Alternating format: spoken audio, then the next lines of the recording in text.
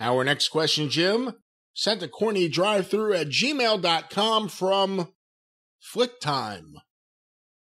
What are your thoughts on The Godfather? I thought it was a great movie. I thought Godfather 3 was probably the best of the trilogy. Oh, get the out of here. Well, no, I'm serious. It really was. Although, if you say the original, then you're more than entitled to that opinion. Some people would say Randy Orton. Some I wouldn't have an argument with it. The Godfather, obviously, the Godfather, the Ho Train.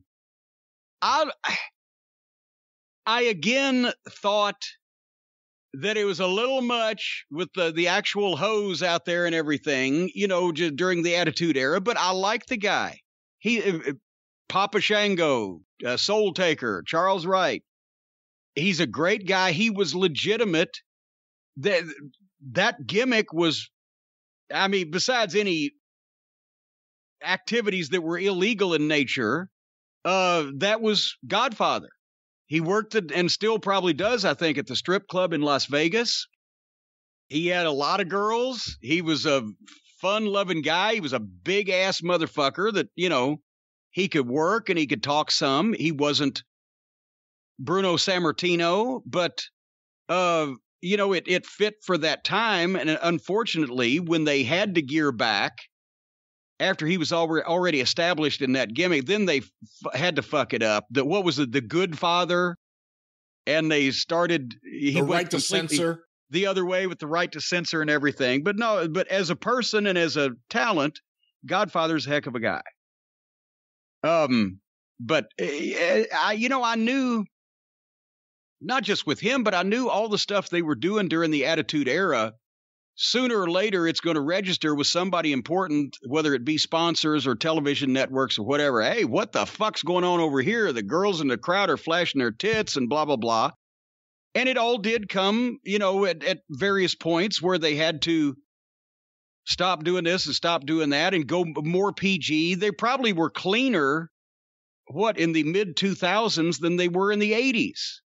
Because they had to go the other way because they'd gotten too much attention in the other direction. But the same thing, Godfather I didn't mind the Godfather gimmick because that was so much really him and it was fun and he had fun with it as much as I did Val Venus's, because Sean Morley was such a great worker, a really great athletic worker and the physique, and he could talk, and Val Venus just doomed him. When you're, the sole reason that your gimmick name comes about is because it rhymes with a word for dick, and you were supposed to be a porn star. Where was that?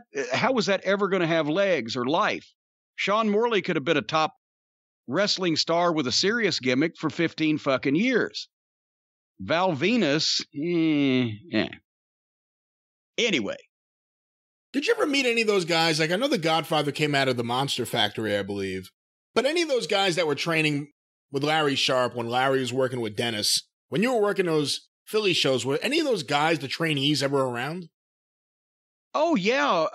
Well, the only reason I don't actually think that I worked on a show with Godfather was because I was still in WCW when they trained him, and he went to Memphis as Soul Taker. Yeah. That was like, 89, 90, 91, 89, in thereabouts. Yeah.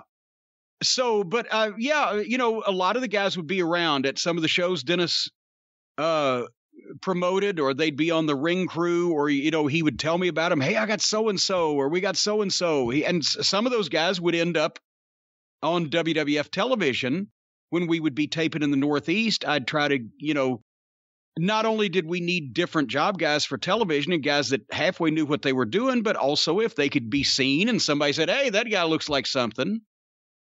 You know what? Unfortunately, when Jimmy Shoulders got his chance, it was as a transvestite named Cloudy.